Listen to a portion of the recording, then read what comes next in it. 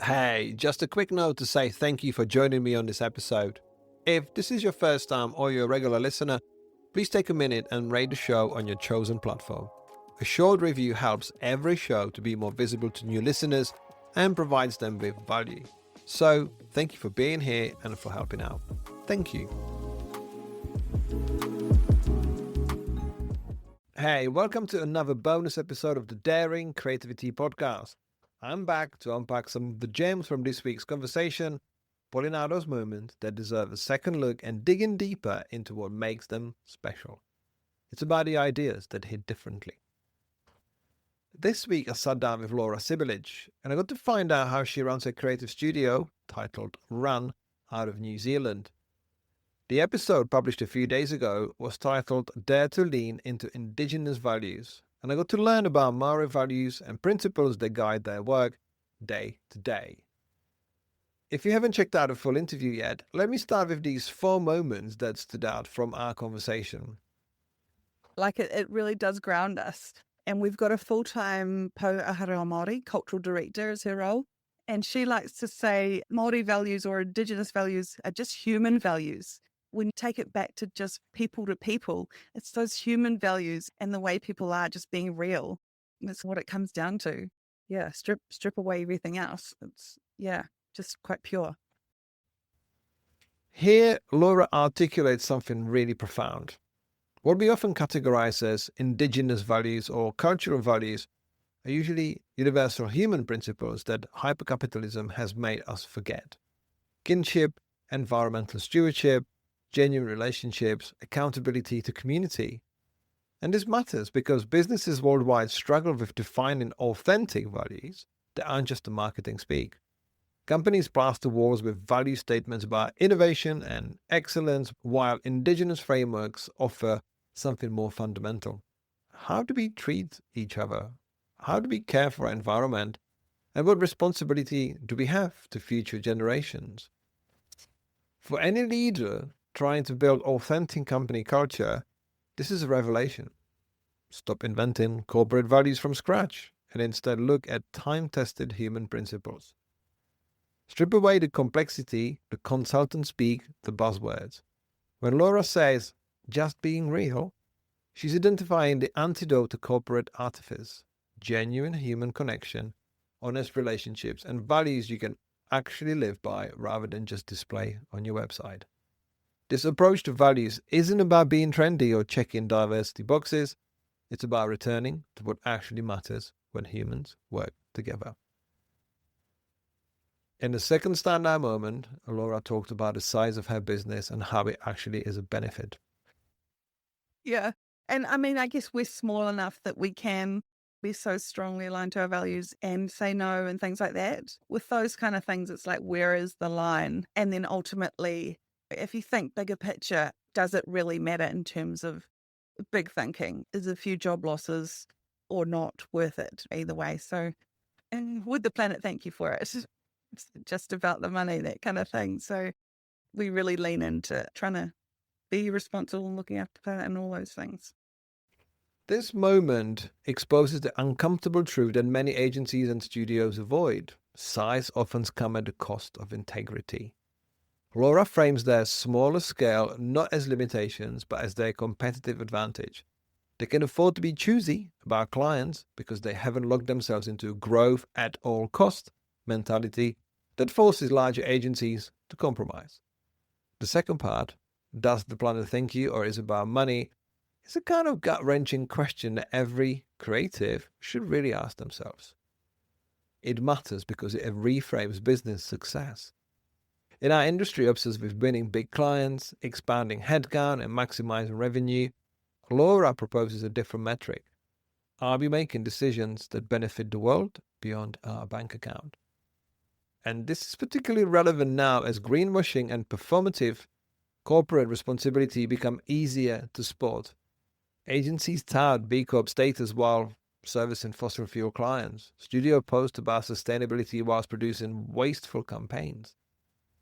Laura's willingness to turn down lucrative work that doesn't align shows that values-based business isn't just idealistic posturing, but it's a viable strategy when you control your scale and expenses.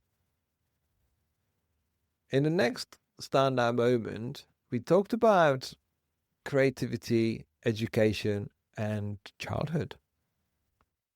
I believe that, everyone is creative and some people just get it almost taught out of them sometimes. Kids get it taught out of them, which is really sad. But I kept that and just have always been passionate about art and creativity and loved it. Did like lots of colouring competitions when I was little and things like that.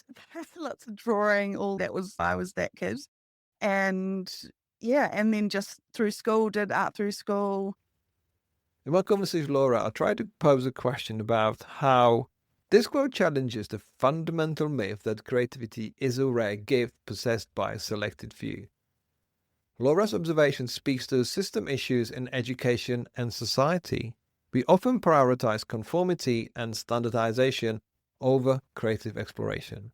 When children are repeatedly taught to color inside the lines, follow the rigid templates, or that there's only one correct answer, we gradually erode their natural curiosity and willingness to experiment.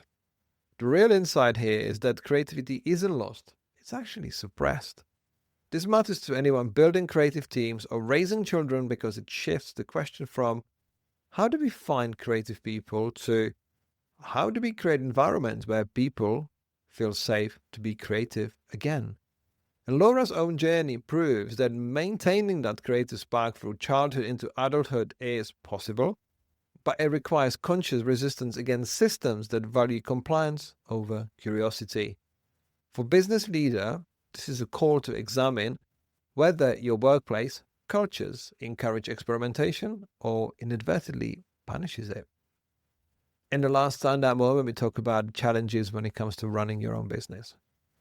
I think it's just part of your journey, really. There are ups and downs through life, and it's just one of those things. And I think very long term in general. And so it was just one of those bumps in the road. I always knew I would get to running a studio, but it just took longer than I thought maybe and needed a few more steps along the way. This quote is a masterclass in reframing setbacks that could derail most people's creative careers. When Laura had to return to employment after starting an agency, a moment that many would interpret as failure, she saw it as a temporary detour on a longer journey.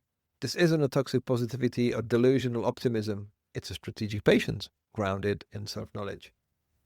This matters profoundly in our instant gratification culture where 3 months before traction feels like a failure, where we compare our day-to-day to someone else's year 10. The creative industry especially suffers from highlight reel syndrome. We see that award-winning work and the big client announcements, the studio expansions, but we rarely get to see the years of unglamorous groundwork, the contract jobs taken to pay bills, or the pivots and restarts. So, Laura's long-term thinking gives her permission to experiment, fail, recalibrate, and try again without the crushing weight of, I should be further along now. When she says, I always knew, she's not being arrogant. She's demonstrating the power of internal conviction that doesn't require external validation at every step. This is just the antidote to anxiety spiral so many creative people face. If this project doesn't work, if this client says no, if this launch flops, then I'm not meant to be doing this. So, for anyone navigating a non-linear career path, and whose creative path is actually linear these days, this quote is a permission to zoom out.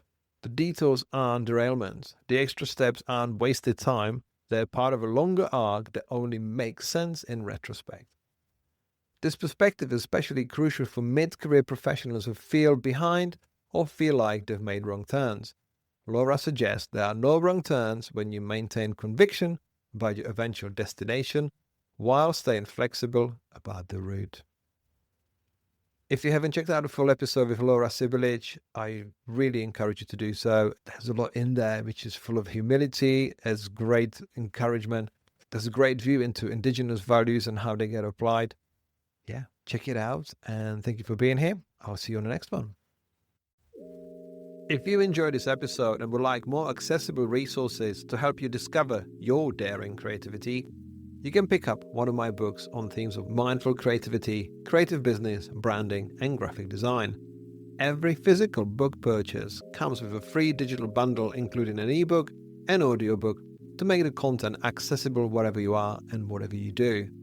To get 10% off your order, visit novemberuniverse.co.uk and use the code podcast. Have a look around and start living daringly.